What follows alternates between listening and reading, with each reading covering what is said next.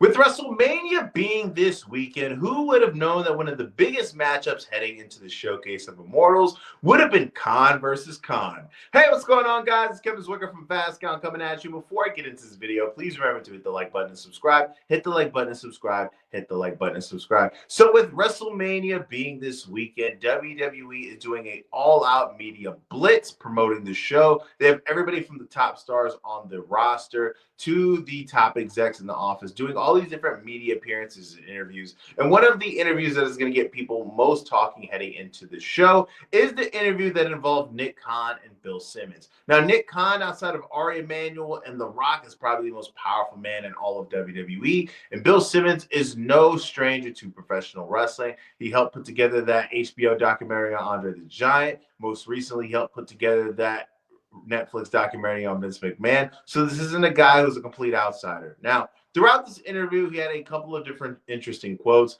One of them being about CM Punk, how he doesn't view CM Punk as a cancer, and obviously that wasn't true. And he's been a joy to work with. Now, CM Punk, I think, is a guy who knows that this is his last opportunity to make the money that he's accustomed to make, that he's done throughout his whole career. And there's no other bridges to burn. So to me, he's always going to be a good foot soldier in this situation because there's nowhere else to go if he screws this up, right? Then he talks about how WWE perceives themselves as an underdog. And I don't know how that works, right? But okay.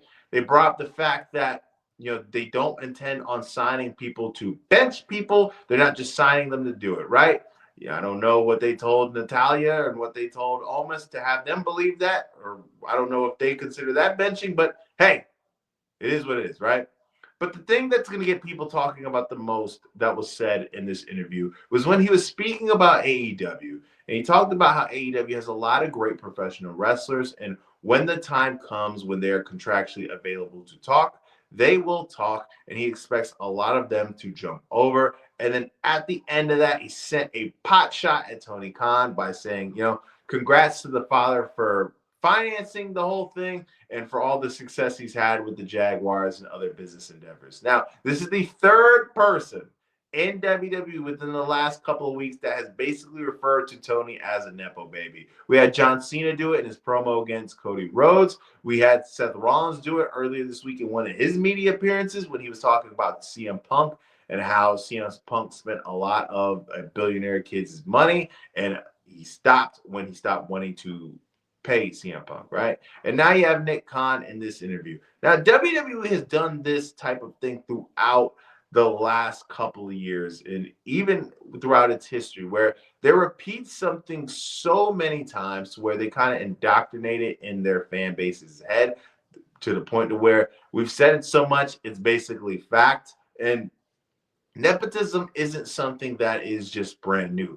I don't think that I am peeling back the curtain too far when I say this. Hell, even the president of the United States is a Nepo baby, right? So this isn't something brand new. It's not a surprise. It's not a shock when it comes to, especially the world of business, right? And I don't know what goes on in their conversations when they're promoting their biggest show of the year, and they still find ways to take pot shots at AEW. Now, AEW is no victim, right? When AEW was at its peak in 2021 and they were doing their paid ads on TNA, when they were doing their partnership, you had Tony Khan call Nick Kahn a con man from Connecticut. So it's all fair in love and war. This is a competition, even though some of you guys want to deny it. It is a competition, at least to somewhat of an extent. They're all competing in the same market when it comes to professional wrestling, and they're competing for talent. So there is somewhat of a competition because TNA obviously wasn't competition for WWE. They can never play in the same financial sandbox like AEW can. Obviously, ROH wasn't before they were involved with AEW and PWG and all these different indie companies, right? AEW is at least in a position where they can financially match an offer that WWE can do, right?